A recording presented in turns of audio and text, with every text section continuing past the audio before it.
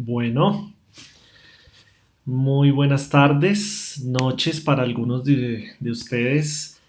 Es un verdadero placer reencontrarnos en este espacio virtual. Una verdadera alegría poder nuevamente estar aquí todos juntos compartiendo estos momentos de aprendizaje. Mis queridos amigos, me alegra mucho verlos conectados. Vamos a saludar a las personas que en este momento ya nos escriben, que desde muy temprano se conectaron. Gabriela Fabiana, Marcos Rodríguez, nuestro querido amigo Diogo Medeiros también desde Sao Paulo, Luis Gabriel Celis, Luis Gabriel, qué alegría saludarte, mi amigo. Gabriela Fabiana Barale, Gabriela, bienvenida. Jair Castro desde la bella Cartagena de Indias. Jair, un abrazo a la distancia, mi querido hermano. Olga Blanco, Pachita Suárez, Elizabeth González desde Miami. Gabriela, ya la habíamos saludado. También María Inés Galeano. Alina Barbosa, nuestra alumna muy querida y muy aplicada también. Norma Carrizo, Luis Fernando Vargas, Daisy Villamor, Franci Posada, Josefa Zambrano. Hola Josefa, gusto en saludarte también. Nuestro amigo Oscar Benítez, qué alegría Oscar que nos acompañes en esta noche. Daisy, ya te había saludado. Delia Rodríguez desde Puerto Rico, qué lindo. También tenemos amigos que desde esa bella isla nos están acompañando en esta transmisión de esta nueva clase del aula virtual Gabriel Delán. Bueno, como siempre lo hacemos, tratamos de dar primero pues algunas recomendaciones.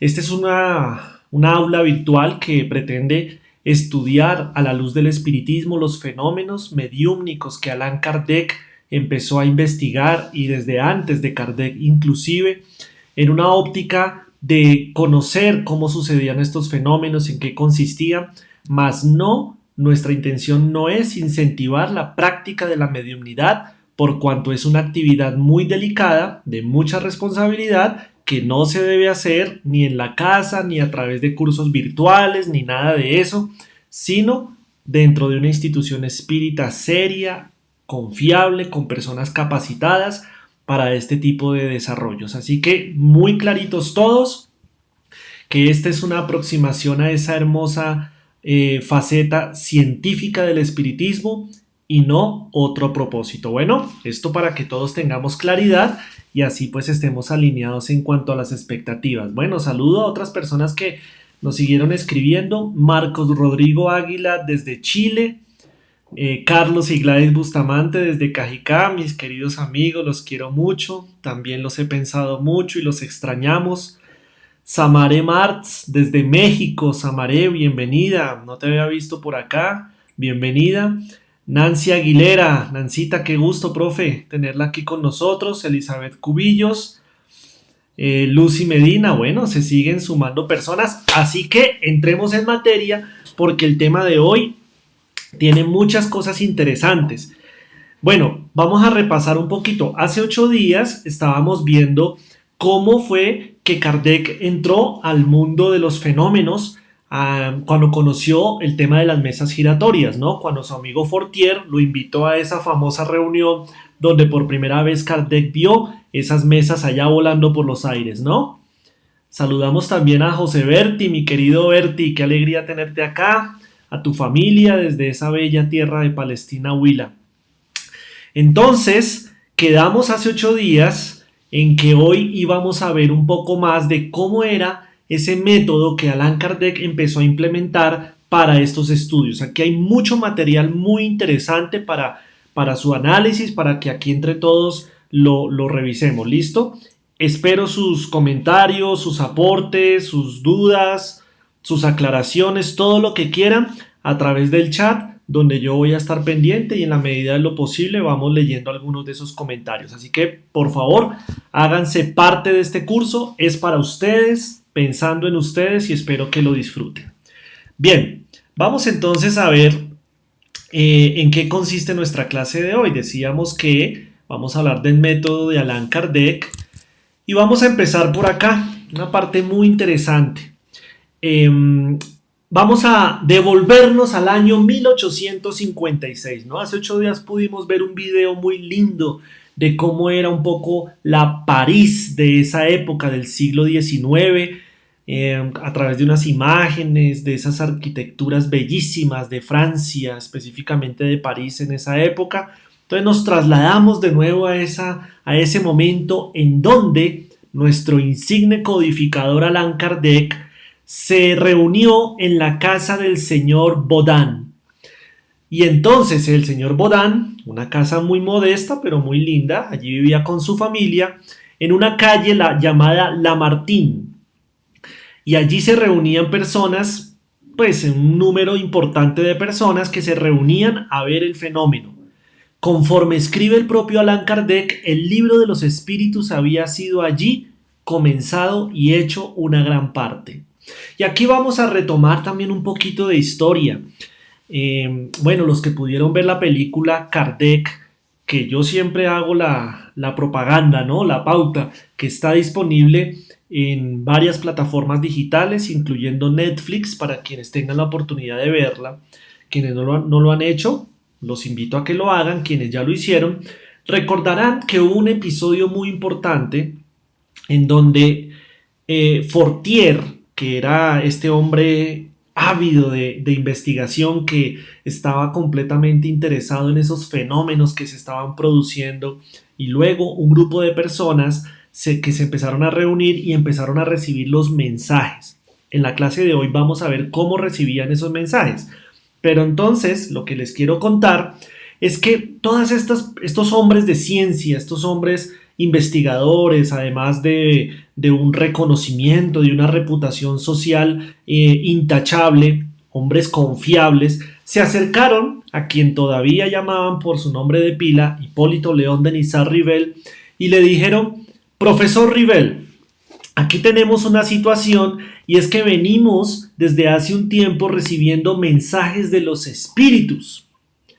Y tenemos una cantidad de cuadernos. Entonces le llevaron, era más o menos, cuenta los biógrafos, que eran pilas más o menos de este tamaño, bueno, ahí no se ve muy bien, pero altas, de arrumes de cuadernos en donde estaban los mensajes, los escritos que recibían por parte de los espíritus. A lo cual el profesor Rivel dijo: bueno, pero es que como que no estoy seguro, como que... Entonces ellos le dijeron: profesor, ¿quién sino usted podría analizar esto que aquí hemos recibido durante meses?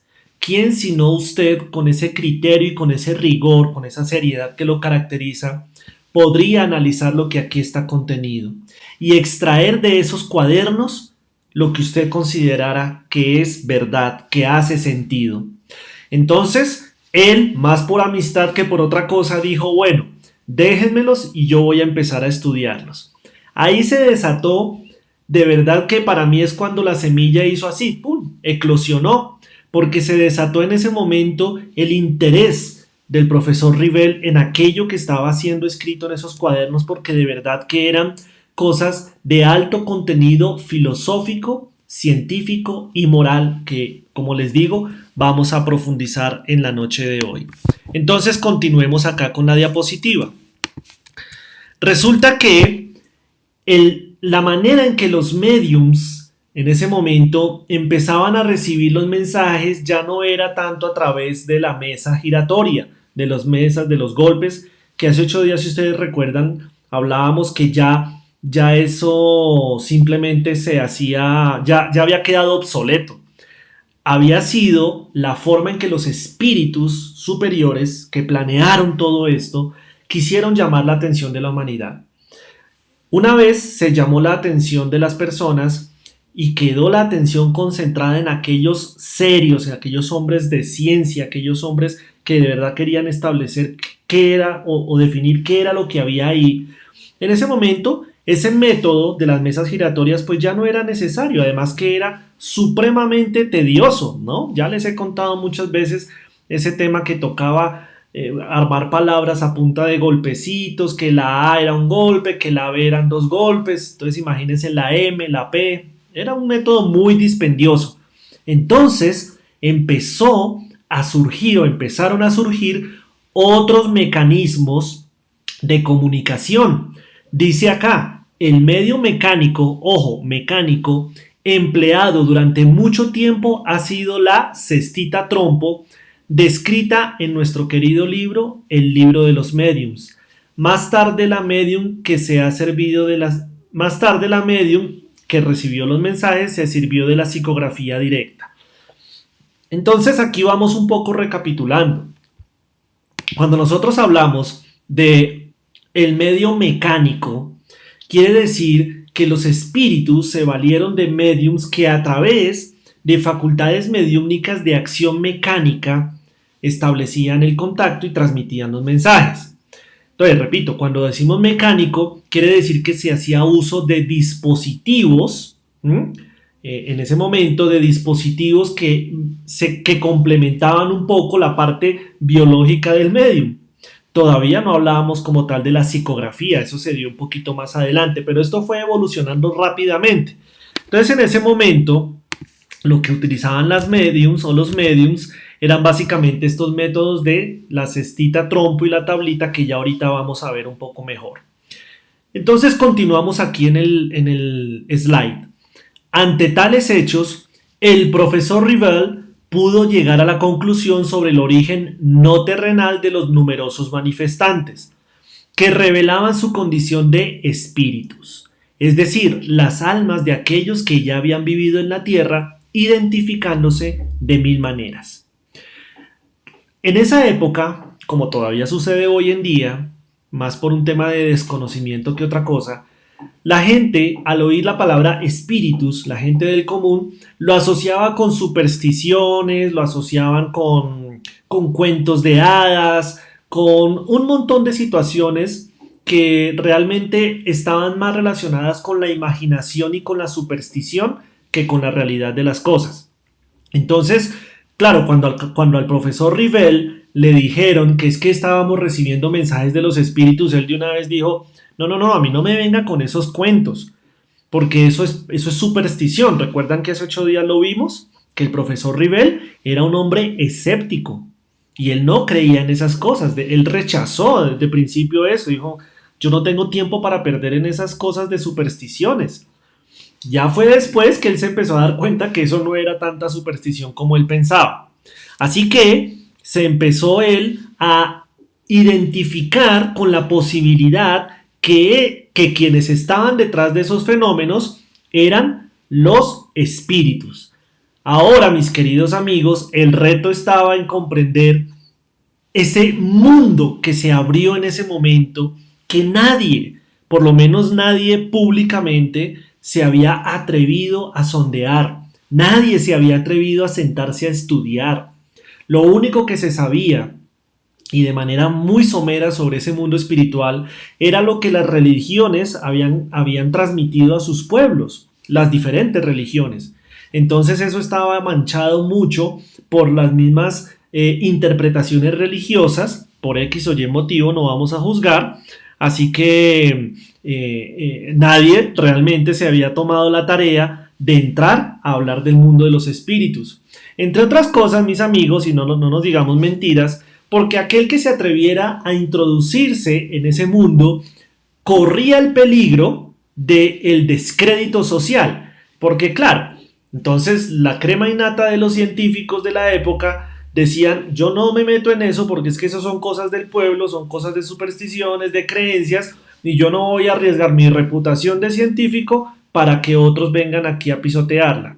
El profesor Rivel, ante la evidencia tan contundente de lo que estaba viendo, pues dijo, no, pues mi reputación pasa a un segundo plano cuando tengo aquí enfrente algo maravilloso, la respuesta a las dudas que la humanidad ha tenido durante siglos y no habían podido ser resueltas de una manera concreta.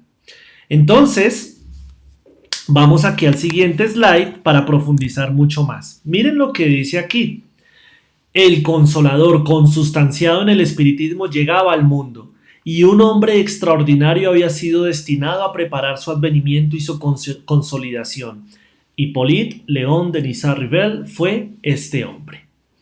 Al observar, comparar y evaluar los hechos, siempre con cuidado y perseverancia, llegó a la conclusión de que la causa inteligente de los efectos inteligentes eran realmente ¿quiénes? Los espíritus, de aquellos que desencarnaron, y dedujo las leyes que rigen estos fenómenos, extrayendo de los mismos admirables consecuencias filosóficas y toda una doctrina de esperanza, de consuelos y de solidaridad universal. Mis queridos amigos, no sé ustedes, pero a mí me llena de una emoción cuando leo esto, porque yo me transporto a través de la imaginación al Kardec, que en ese momento estaba sentado viendo hacia las estrellas y diciendo, aquí se nos está revelando el mundo de los espíritus. Ese Dios que estaba siendo esquivo, no porque él quisiera ser esquivo, sino porque la humanidad no tenía los instrumentos, las herramientas para poder entenderlo. De verdad, yo creo sentir la emoción que sintió Allan Kardec, además que él ya traía su tarea desde el mundo espiritual, pero pues por el olvido del pasado natural, pues él no recordaba eso, pero en su alma ya estaba implícita esa tarea. Entonces una emoción tremenda, seguramente la que embargó a nuestro querido y amado Allan Kardec. Pero además de eso, mis queridos hermanos, y es lo que yo más quisiera compartir con ustedes en esta noche, porque todos ustedes son espíritas. Espírita no es el que se sabe la codificación de memoria de la primera a la última página. Es aquel que la estudia con juicio, por supuesto, pero que además la pone en práctica. Y cuando uno dice que pone en práctica algo es porque lo lleva realmente en su corazón, ¿no es así? Entonces, esto que dice acá, para nosotros los espíritas de corazón, nos debe llenar de mucha emoción en el sentido que es la base, esto es muy importante, la base sobre la que se sustenta nuestra creencia. Yo en este momento veo 45, 46 más o menos personas conectadas y yo estoy seguro que todos ustedes, así como yo, necesitamos tener certeza de aquello en lo que creemos. No es creer por creer, porque el espiritismo es fe razonada, es creer porque la razón, nuestra razón, la de cada uno de ustedes, nos dice, oiga, esto tiene sentido, esto me hace sentido, esto es algo lógico. Entonces nosotros necesitamos tener unas bases sólidas y por eso es tan importante esta clase de hoy, que va a ser hoy y dentro de 8 días, porque el tema nos toca dividirlo en dos por lo extenso y lo complejo. Por eso quiero explicarlo lo mejor posible, con mis limitaciones y todo, pero trato de hacerlo mejor para que todos nos entendamos. Quiero por favor llamar su atención específicamente al segundo párrafo, donde dice lo siguiente. Miren, 3 palabras al principio: observar, comparar y evaluar. La clase de hoy se llama El método de Allan Kardec y se resume a esas 3 palabras: observar, comparar y evaluar. Amigos, siéntanse ustedes tranquilos que todo lo que está consignado en el libro de los espíritus, en el libro de los médiums, en el Evangelio según el espiritismo, en el cielo y el infierno y en la Génesis, todas esas investigaciones, todas fueron cumpliendo este proceso que estamos viendo acá: observar, comparar y evaluar. Es decir, repito lo que dijimos hace 8 días, estamos hablando del método científico. La doctrina espírita nació desde la ciencia y varias de sus hojitas y de sus frutos fueron los que se constituyeron en la filosofía y en la moral. Pero su base original era la ciencia, ¿sí? Luego se amplió esa base, repito, hacia la filosofía y hacia la moral. Así que yo creo que en este planeta no hay nada más cierto que la ciencia. Todo lo que puede ser comprobado, todo lo que corresponde a una evaluación, a un método. Todo lo demás está, digamos, sujeto a la interpretación, a que unos creen, a que otros no. Nuestra doctrina está basada en bases sólidas, discúlpenme la redundancia. Por eso quise hacer énfasis acá, ¿les parece? ¿Están de acuerdo? Ahora, Siempre con cuidado y perseverancia, llegó a la conclusión que la causa de esos efectos eran los espíritus, ¿cierto? Hasta ahí vamos bien. Yo les pido que por favor tomen nota de eso, nota en su mente, me refiero, en su ser, que Kardec utilizó un método realmente confiable para construir la doctrina de los espíritus. Entonces avancemos. Es el propio Kardec quien nos habla de los elevados compromisos que iba a asumir ante la relevancia de la magna revelación que la espiritualidad venía a traer a la tierra. Abro comillas. Decía Kardec, comprendí de entrada la gravedad de la investigación que iba a emprender. Entreví en esos fenómenos la clave del problema tan oscuro y tan controvertido del pasado y del futuro de la humanidad. Miren la profundidad de lo que está diciendo Kardec acá. La solución de lo que yo buscaba toda mi vida. En una palabra, era toda una revolución en las ideas y en las creencias. Imagínense ustedes, queridos amigos, de verdad que en ese momento el profesor Rivel, luego Allan Kardec, era consciente del tamaño de la cosa. Era consciente de lo importante y, como dice ahí, de la gravedad de esta investigación. No por nada, Allan Kardec realmente desencarnó por físico desgaste de su cuerpo, porque fueron las horas de sueño muy contadas, porque él tenía por dentro esa llama que le decía, tengo que aprovechar cada segundo de mi vida, porque esto es una obra monumental. Él lo decía, es la solución de lo que yo buscaba toda mi vida. Por eso él desencarna relativamente joven, víctima de un aneurisma, que al final fue la consecuencia de la presión a la que su cuerpo fue sometido. Pero bueno, de eso vamos a hablar más adelante. Lo que quiero darles a compartirles, porque yo sé que ustedes ya lo sabían, es que esto realmente era muy importante para él. Tan importante que literalmente le dedicó su vida. ¿Vamos bien hasta ahí? Muy bien. Entonces, miren lo que dice acá. Además, esa foto que tenemos al lado del actor que interpretó a Kardec en la película. Con esa cara de seriedad, ¿no? Pero no de seriedad de bravo, sino, decía él, estoy frente a algo grande. Por lo tanto, había de proceder con circunspección y no a la ligera. Ser positivista en vez de idealista, a fin de no dejarse llevar por ilusiones. Eso es lo que a mí personalmente me da tranquilidad. Cuando alguien viene y dice, no, es que usted cómo puede demostrar que los espíritus existen y todo eso, esa pregunta es todo un curso que estamos desarrollando, pero que está basada en un método de alguien que sabía investigar. Yo quisiera preguntarle a ustedes, por favor, para que participen ahí en el chat, ¿qué entienden ustedes por el término positivista? Es importante porque esa palabra ustedes seguramente se la habrán encontrado muchas veces en sus estudios espíritas. Entonces es importante que todos tengamos claridad de ese concepto. Así que, por favor, quienes tengan ánimo para contestar en el chat y escribir qué quiere decir el término positivista. ¿Listo? Mientras contestan, vamos avanzando. Muy bien.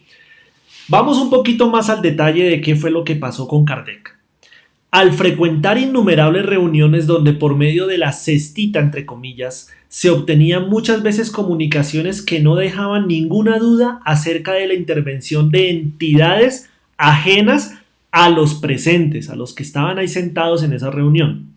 Rivel comenzó a llevar para las sesiones una serie de preguntas sobre problemas diversos, a las cuales los espíritus comunicantes respondían con precisión, profundidad y de una manera lógica. Él, Kardec, escribió después, abre comillas, más tarde, cuando vi que se iba formando un conjunto y que tomaba las proporciones de una doctrina, tuve la idea de publicar sus enseñanzas para la instrucción de todo el mundo. Miren esto tan bello que nos está diciendo aquí la biografía de donde sacamos esta información. Pero primero voy a leer las respuestas. Jair Castro, acción positivo frente a los problemas. Diego Medeiros, que fue testado, o sea, probado, que fue probado y comprobado como positivo o verdadero. Sebastián nos dice, ¿es cerrar el conocimiento a lo estrictamente científico? Bien. Tecnología e Ingeniería Colombiana, eres Edwin, ¿cierto? Sí, a ver, discúlpame que se me olvida el nombre que tú ya no lo habías compartido, tu nombre. Es el dominio de la naturaleza.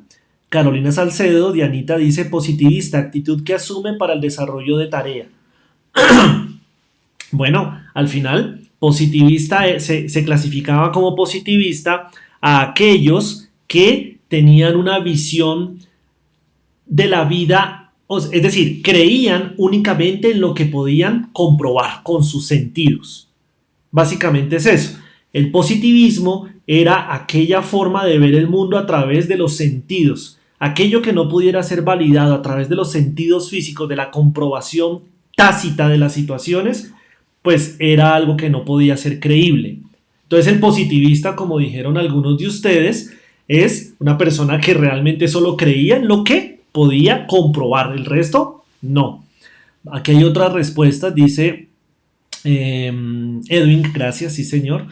Fernanda, el positivismo es una filosofía que afirma que el único conocimiento auténtico es el científico. Muy bien, Elizabeth González. Bueno, el positivismo es una filosofía que se auxilia de los sentidos. Excelente, Elizabeth. Luis Fernando, de autenticidad al método científico y surge del método científico. Joaquín, positivista es una escuela epistemológica que atiende el superior rigor de la ciencia siguiendo el método experimental, asumiendo actitud escéptica ante la metafísica y en general lo que no se ha verificado a la luz del método científico. Muy bien, Joaquín, súper buen aporte, muchas gracias. Antonio Serrano, no tener dudas, creer y tener fe. Ese es un poquito diferente, Antonio, pero sé que estabas tratando de pensar en una persona y gracias, justo eso era lo que yo quería hacer claridad, porque a veces confundimos el positivismo de ser optimista, de creer que todo va a salir bien. Ese es el término más común con el que asociamos la palabra positivismo, pero realmente en estos estudios es una palabra que tenía otro significado. Ustedes recordarán que Kardec en la introducción del libro de los espíritus nos hablaba de un fenómeno que se da muchas veces en la parte literaria que se llama anfibología, que quiere decir que a veces una palabra servía para explicar varios, o una palabra tenía varios significados, digámoslo así para no hacerlo tan complejo. Anfibología, entonces, esta palabra es una de las que cae en esa categoría porque con ella se puede interpretar varias cosas. Es un tema lingüístico, pero por eso quería que lo aclaráramos. Entonces, positivismo en este caso no está relacionado con optimismo, sino con un tema de cómo yo valido lo que está sucediendo en la naturaleza, con un rigor científico, como ustedes han dicho ahí. Muchas gracias, Nancy. La profe Nancy nos dice que según la filosofía, única forma de llegar al conocimiento a través de la investigación y verificación a través de los sentidos. Perfecto, profe, muchas gracias. Creo que esa era la manera más adecuada de cerrar esta explicación. ¿Sí se dieron cuenta que era importante hacer este pequeño debate ahí? Para que no nos confundamos cuando ustedes estén estudiando a Kardec, van a decir, entonces los positivistas, y entonces podemos decir, la gente optimista. No, los positivistas eran los que no creían en nada, sino en lo que podían tocar, casi mejor dicho, ¿cierto? Vamos a dejarlo ahí. Volvamos aquí a la diapositiva, mis queridos amigos. Decía que Kardec empezó a llevar a esas reuniones preguntas serias. Ahí se dio un punto de quiebre. ¿Por qué? Porque cuando Kardec empezó a frecuentar estas reuniones, había mucha frivolidad. Entonces la pregunta así como de ¿será que yo voy a tener buena suerte? La señora o el señor preguntando que si iban a conseguir pareja, que bueno, cosas que no son muy distintas a las que hacen muchos hoy en día. Entonces él como que se sentía un poco incómodo por esa situación, pero pues en su rigor científico empezó a llevar preguntas más profundas. Ahí, mis queridos hermanos, los que han estudiado la historia del espiritismo, sabrán que fue ahí cuando el mundo espiritual empezó a retirar a los espíritus que en la escala espírita podríamos considerar como frívolos o pseudo sabios, para dar paso a los espíritus sabios, correcto, a los que lo pensaron. ¿Por qué? Porque ya el tema estaba empezando a dar un giro de lo frívolo a lo serio. Empezó a echar florecitas y las primeras raíces nuestra amada doctrina espírita. Pero el profesor Rivel ni se imaginaba todavía, como decimos en Colombia, lo que le corría pierna arriba. Vamos a ver entonces qué más decía. Bueno, aquí yo les tengo una cosa interesante. A mí me gusta mucho, digamos, como traer imágenes e ilustrar lo que estoy diciendo. Entonces, el proceso de comunicación de los espíritus en este momento y con todo ese nivel de detalle que estamos aquí hablando, tuvo una evolución. Decíamos hace un momento que el tema de las mesas giratorias y todo ese fenómeno y toda esa cosa asombrosa ya estaba empezando a entrar en desuso. Solamente quedaba para todas esas personas que todavía les gustaba el fenómeno y jugar con eso, pero sin ningún interés ni filosófico, ni científico, ni nada, pura curiosidad. Pero en estas reuniones el tema empezó a cambiar. Claro, los espíritus superiores empezaron a incentivar aquello que servía para evolucionar la comunicación y que fuera más expedita. Entonces, de esa mesa giratoria pasamos a esta maravilla, que es lo que ustedes habrán estudiado en el libro de los mediums y en otras obras como las de León Denis, las de Gabriel Deland y otras de este tamaño, que se llamó un dispositivo que se llamó la tablita. Sencillo. Yo no sé si es que de pronto nuestros antepasados espíritas no tenían mucha creatividad para poner nombres a estos dispositivos, pero pues era una tabla, pues se llamaba tablita y listo. De acuerdo. Entonces era esto, era así como lo vemos ahí en esta ilustración. Entonces era una tablita, un pedazo de madera con esa forma, donde en la punta le ponían ese lápiz. Y ahí tenía en la parte de atrás como dos rueditas. ¿Para qué? Para que ella se pudiera desplazar sobre una superficie. Fíjense que hay unas manos encima. Entonces, lo que pasaba era que las personas con la facultad mediúmnica ponían sus manos, o a veces sin ni siquiera hacer contacto, a veces hacían contacto, a veces las ponían un poquito más arriba de la tablita, y ella se empezaba a mover con el lápiz en la punta, escribiendo letras sobre las hojas de papel que estaban ahí debajo. Entonces fue un método que, comparado con el de las mesas giratorias, pues imagínense, eso fue haber avanzado 3 siglos de tecnología, porque pues ahí los espíritus ya más fácilmente podían construir palabras y dictados enteros mucho más rápido. ¿Estamos de acuerdo? ¿Conocían ustedes la tablita? Porque la hemos escuchado muchas veces, pero pocas veces nos la mostraban. Entonces, si para alguien fue una novedad, me siento feliz de haber podido compartir algo nuevo. Esta era la tablita. Pero entonces, otras personas con un poquito más de creatividad y tratando de hacer innovación, se inventaron esto. Disculpen el dibujo, lo encontré en internet. Yo no sé por qué nadie con talento se ha puesto a dibujar de una forma más bonita. No la pude encontrar más bonita, pero es una ilustración de lo que era la cestita. Entonces, teníamos dos dispositivos, la tablita, que fue la que acabamos de ver, y la cestita, que era esto, que no era más sino una cesta, ¿cierto? ¿Cómo decirlo? Como un contenedor hecho de algún material liviano, al cual también le ponían un lápiz ahí, lo atravesaban de arriba abajo, y lo mismo, las personas o los mediums colocaban sus manos alrededor de esta cestita y al final de cuentas era la misma historia. Se empezaban a trazar gráficos y letras y palabras sobre el papel. Interesante, ¿cierto?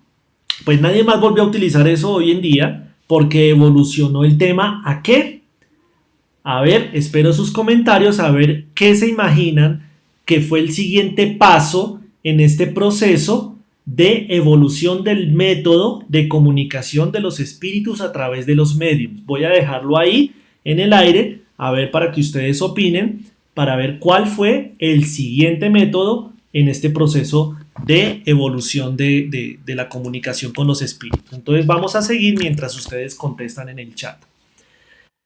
¿Cómo vamos, mis hermanos? ¿Vamos bien? Entonces, espero que bien y vamos a avanzar acá. Edwin nos dice medium, sí, pero ¿qué mediunidad? Luis Fernando dice escritura directa o neumatografía. Bueno, ese fue un método, pero no fue el más común, ¿cierto? Entonces vamos, Jair, los medios, pero esa es la respuesta general. Estamos hablando porque con la cestita y la tablita también habían mediums, o si no esos aparatos no hubieran funcionado. Siempre se necesitó de los mediums para que el fenómeno se diera. Mi pregunta es, ¿qué otro método? Sebastián contesta psicografía. Correcto, Sebastián. Dianita nos contesta escritura directa a través de la mano. Entonces, volvemos, psicografía, pero la palabra técnica que Allan Kardec, el término que Allan Kardec utilizó en el libro de los mediums, no fue psicografía. ¿Estamos de acuerdo en que el término es un sinónimo, psicografía? Pero a ver, ¿quién recuerda cómo fue que Kardec llamó a este fenómeno o a este tipo de mediumnidad en el libro de los mediums? Por favor, espero sus respuestas. Mientras tanto, volvamos a esto. Miren este episodio tan maravilloso. El 30 de abril de 1856, en la casa del señor Rostand, la medium Jafet, valiéndose de la cestita que ya vimos ahorita, transmitió a Rivel la primera revelación positiva. Ya ustedes saben qué significa positivo, ¿cierto? De la misión que tendría que desempeñar, hecho que más adelante, en circunstancias diferentes, sería confirmado y con más claridad por otros mediums. Aquí hay algo fantástico, mis queridos hermanos, porque Kardec, todavía llamándose Rivel, fue donde recibió un mensaje que le cambió realmente su vida. Mientras tanto, vamos leyendo las respuestas. Escritura directa, tiptografía, medium escribiente. Todavía no, vamos a dejarlo un ratico más ahí a ver si adivinan, no, si recuerdan cuál fue. Neumatografía, no, tampoco. Bien, miren lo que pasó ese día en la casa del señor Rostand. Es una página emocionante de la historia de la vida de Rivel. Miren esto. Humilde, sin comprender la razón de su elección para misionero jefe de una doctrina que habría de revolucionar el pensamiento científico, filosófico y religioso, moral, pareció dudar. Pero el espíritu de verdad le respondió. Abre comillas. Miren esto tan bello. Confirmo lo que te ha sido dicho, pero te aconsejo mucha discreción si quieres triunfar. Más tarde sabrás ciertas cosas que te explicarán lo que hoy te sorprende. No olvides que puedes triunfar como puedes fallar. En este último caso, otro te reemplazaría. ¿Vieron? Porque los designios de Dios no se asientan en la cabeza de un hombre. Miren esto tan hermoso que sucedió ahí.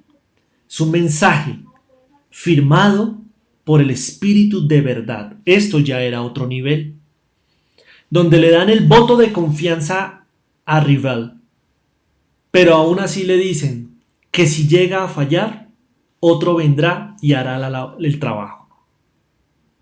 Es impresionante esto, ¿no les parece? La organización del mundo espiritual. Bien, vamos a ver otras respuestas. Psicografía directa o manual obtenida por el mismo medio en escritura automática. Ya casi. Y miren lo que pasó después de Kardec haber recibido esa comunicación firmada por el espíritu de verdad. Dice lo siguiente. Y siguiendo el ejemplo de María de Nazaret, ahorita les digo de dónde está esto para que lo puedan ir a confirmar. Rivel elevó una oración al Creador de este modo, abre comillas: Señor, si os habéis dignado fijar los ojos sobre mí para el cumplimiento de vuestros designios, que se cumpla vuestra voluntad. Mi vida está en tus manos. Disponed de vuestro servidor. Ante una tarea de tal envergadura, reconozco mi debilidad. Mi buena voluntad no faltará, pero tal vez mis fuerzas me traicionen. Suplid mi insuficiencia. Dadme las fuerzas físicas y morales que habré de necesitar. Sostenedme en los momentos difíciles, y con vuestra ayuda y la de vuestros mensajeros celestiales, me esforzaré por responder a vuestros designios. Perdón. Esto es conmovedor, porque era el momento en que Kardec, todavía Rivel, firmaba con las fibras de su alma, de su mente, de su corazón, de todo su ser, su compromiso de traer al mundo el mensaje renovado de Cristo, su compromiso de traer al mundo el espiritismo. Este es un momento, para mí, es un hito en la historia, en mi opinión. Esto está en el libro Obras Póstumas, segunda parte, capítulo titulado Mi misión. Y este escrito se recibió a través de una de las médiums que pues fueron muy importantes en todo este proceso, que fue la hija del señor Carlotti, Aline Carlotti, a través de la cestita. Qué lindo, ¿no? Y este mensaje, esta oración que Kardec eleva de forma espontánea desde el fondo de su alma, de verdad que habla de lo que él ya traía, de ese compromiso como espíritu, ante Jesús, ante Dios y ante la humanidad. Por eso, y quiero hacer esta pausa aquí, una vez más, mis queridos hermanos, honrar al maestro Allan Kardec, hombre que le debemos mucho, pero que a su vez no quiso él ser reconocido, sino trasladó todos los reconocimientos a la doctrina espírita.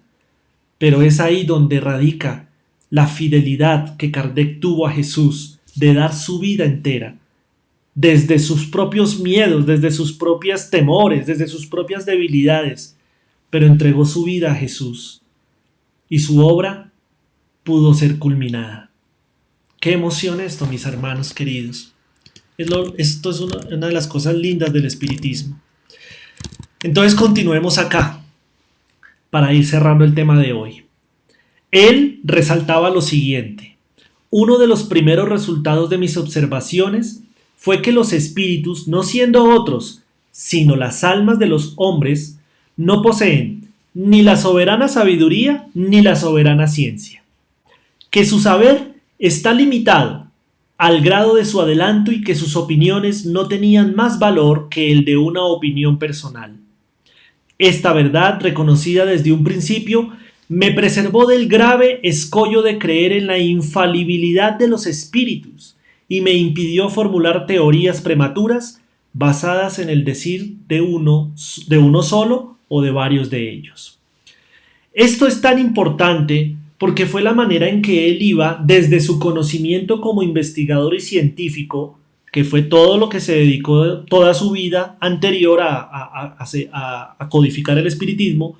Él lo empezó a adaptar a lo que iba a ser la investigación trascendental, a la investigación del mundo de los espíritus. Entonces Kardec, de verdad, un ser tan inteligente, que fue capaz de adaptar el método de la ciencia positivista para comprobar los hechos de la espiritualidad. De verdad que eso es increíble, ¿sí? Por eso el método utilizado por Allan Kardec es tan confiable, porque no se apartó del método científico, todo lo contrario, lo confirmó y lo llevó probablemente a uno de los escenarios más improbables que ningún científico en la historia se había atrevido a imaginar, y es comprobar la existencia del espíritu, comprobar la supervivencia del espíritu, comprobar que existe vida más allá de la tumba.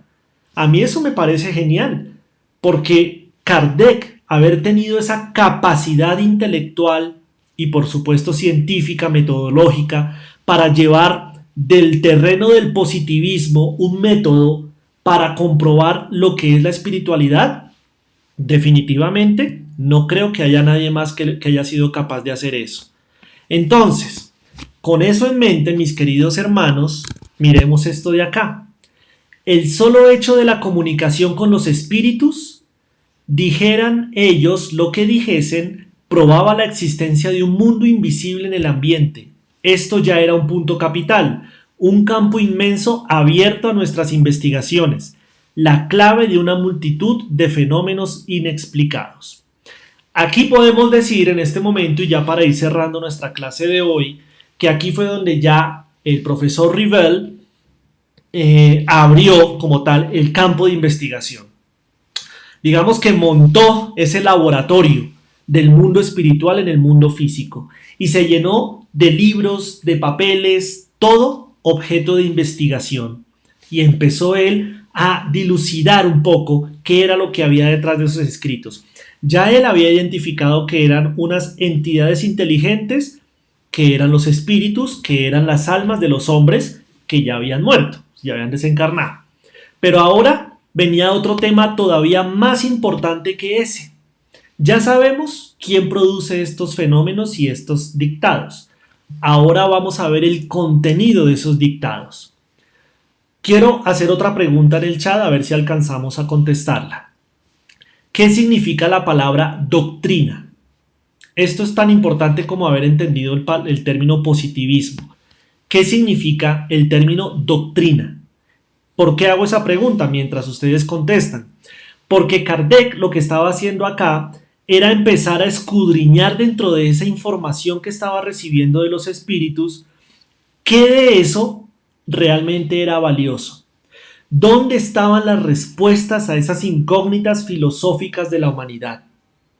Y así fue que él empezó a quitar de en medio aquello que no le hiciera sentido, que no fuera aprobado por los mismos espíritus, para dejar solamente aquello que realmente pudiera constituirse en un postulado irrefutable. ¿Sí? Cuando digo irrefutable es que no había manera de combatirlo por más que se le intentara. Y así fue que él empezó a estructurar ladrillo por ladrillo el cuerpo de la doctrina. Por favor, contestemos qué significa doctrina, porque así nos vamos a dar cuenta también de cómo es que está estructurado el espiritismo. No es una cuestión simplemente escrita en unos libros, me disculpan esa comparación de hecho tan burda, sino realmente es algo mucho más concreto. Pachita Suárez nos dice que es una enseñanza para instruir conocimiento. Muy bien, pero vamos un poco más allá. ¿Por qué a algo se le llama doctrina? ¿Cierto? Vamos a ver cómo lo vemos. Bueno, aquí vamos cerrando entonces, ya quedan los últimos slides. Dice el segundo punto, no menos importante, era el de conocer el estado de ese mundo, del mundo invisible, y de sus costumbres, como si fuera un nuevo país, tan bonito, ¿no? Si podemos expresarnos así. Rápidamente, decía Kardec, percibí que cada espíritu, en razón de su posición personal y de sus conocimientos, me develaba una fase, exactamente como se llega a conocer el estado de un país al interrogar a sus habitantes de todas las clases y de todas las condiciones. Cada uno nos enseña algo y ninguno individualmente podrá enseñarnos todo. ¿Ven? Entonces Kardec tenía muy claro que por el hecho que se diga que son espíritus, entonces hay que creerles. No, señor. Así como él hubiera hecho con cualquier otra persona, había que validar lo que estaba diciendo. No podíamos, como decimos coloquialmente, tragar entero. Había que masticar muy bien la información para ver si era real o no. Todo esto, yo hago ese énfasis porque todo esto es lo que hace que nuestra base doctrinaria sea fuerte. Por eso el espiritismo ha resistido ya 163 años a todos los embates, desde las religiones más poderosas hasta diferentes círculos sociales y él sigue porque sus bases son muy sólidas. Dicen mis compañeros respecto a la pregunta, varias respuestas. Enseñanza religiosa o ideológica, conjunto de ideas o de informaciones con base en la ciencia, religiosidad y moral. Idea defendida por un movimiento.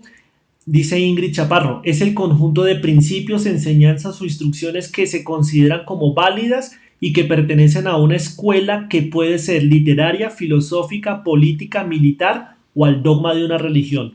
Súper buena definición, Ingrid, muchas gracias. Antonio Serrano nos dice, conocimiento, esclarecimiento del comportamiento del hombre, por supuesto. Arley Santiago, ciencia que estudia un tema determinado. Y Luis Fernando, pasar por el tamiz de la razón. Lady Romero dice, doctrinas son las ideas o principios defendidos por un movimiento, muchas gracias. Diana Salcedo, conjunto de ideas, enseñanzas o principios básicos defendidos por un movimiento religioso, político, etc. Creo que gracias por todas sus respuestas, gracias mis amigos por tomarse el trabajo de escribir, de ir a mirar, de ir a buscar ahí en internet o de sus propios conocimientos, muchas gracias. Creo que de ahí podemos ya concluir que doctrina es realmente aquello que tiene un cuerpo estructurado de conocimientos, ¿cierto? Vamos a usar un término que no, por favor no me lo malinterpreten como si fuera religión. Dogma. Cuando digo dogma, significa que es algo que se instituye como una base, como un precepto, pero que digamos tiene un sustento alrededor. No dogma, no quiero decir como creencia religiosa, no, sino como un precepto, más bien utilizo ese término, un precepto que está rodeado de un contenido que no permite ser rebatido de manera tan fácil, digámoslo así, que es muy sólido en su concepto, en su definición. Para que una doctrina sea doctrina, debe cumplir con esto que ustedes han dicho ahí. Por eso el espiritismo se llama doctrina espírita o doctrina espiritista, porque cumple con eso. Entonces, tenemos un sustento científico, que es todo lo que hemos visto hoy. Tenemos un sustento filosófico, que es el que vamos a empezar a ver. Y tenemos un sustento moral, que es el que venimos estudiando con el estudio del Evangelio según el Espiritismo. Y eso en conjunto se llama doctrina. Mis queridos amigos, pues ustedes y yo tenemos el honor de hacer parte de uno de los cuerpos doctrinarios que habla de la espiritualidad, pero sin el sentimiento únicamente religioso, sino aterrizado con las bases de la ciencia. Yo no he escuchado de otra doctrina con estas características. Probablemente haya, pero yo no lo he escuchado. Así que tenemos en nuestras manos y en nuestro corazón una verdadera revelación espiritual de Dios para el mundo. No sé si ustedes ya lo habían comprendido de esa manera. Y aquí el profesor Rivel, que ya se estaba empezando a acercar a ese Allan Kardec, estaba diciendo que quería conocer ese mundo de los espíritus, pero que no le iba a creer todo lo que dijeran los espíritus, sino que iba a empezar a comprobar, a validar, a verificar si eso era cierto, porque había mucha información y no toda necesariamente era cierta. Quiero terminar con esto que dice acá. Por lo tanto, procedí con los espíritus como lo hubiera hecho con los hombres. Aquellos fueron para mí, desde el inferior hasta el superior, medios para informarme y no reveladores predestinados. A mí me da mucha confianza que el codificador de la doctrina en la que yo creo haya tenido este rigor. Muy bien, Kardec, lo hiciste como debías hacerlo. Y hoy nosotros nos debemos sentir seguros de lo que estamos predicando y practicando en lo posible, ¿no? Esas son las disposiciones con las cuales siempre he emprendido y proseguido mis estudios espíritas.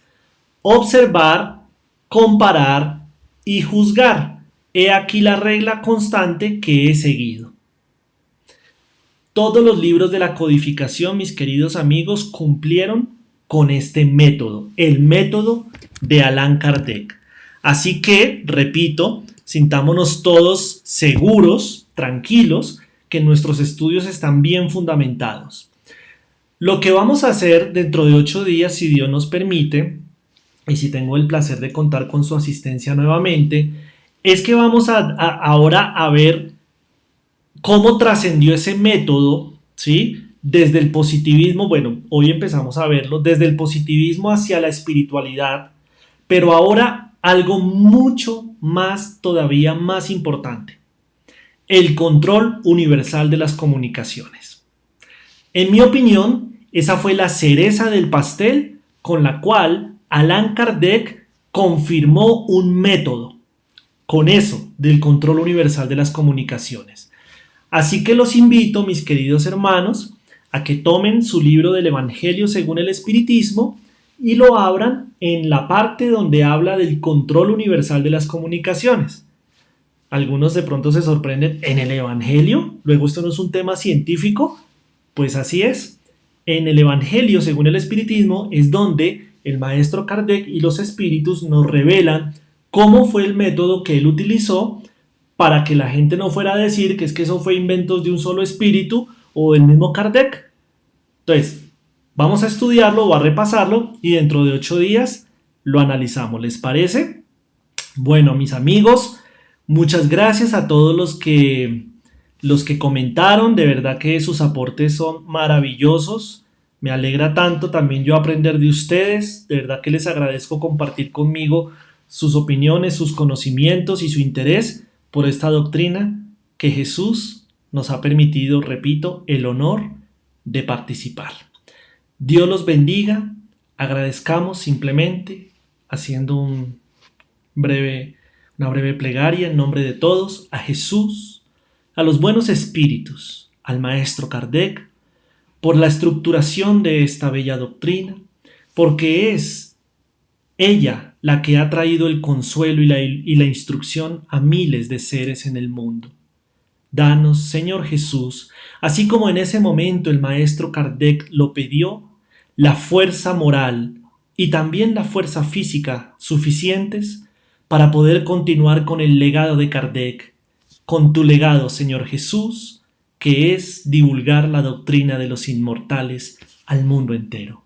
Y así, renovar la esperanza, renovar la fe y renovar la certeza que somos espíritus, que la muerte no existe y que estamos constituidos para ser felices. Gracias, Señor Jesús, a todos ustedes, mi gratitud, que tengan una feliz noche y mañana los espero a las 7 de la noche en el aula espírita Juana de Ángelis con nuestro querido Jorge Villamor. Dios los bendiga a todos. Feliz noche.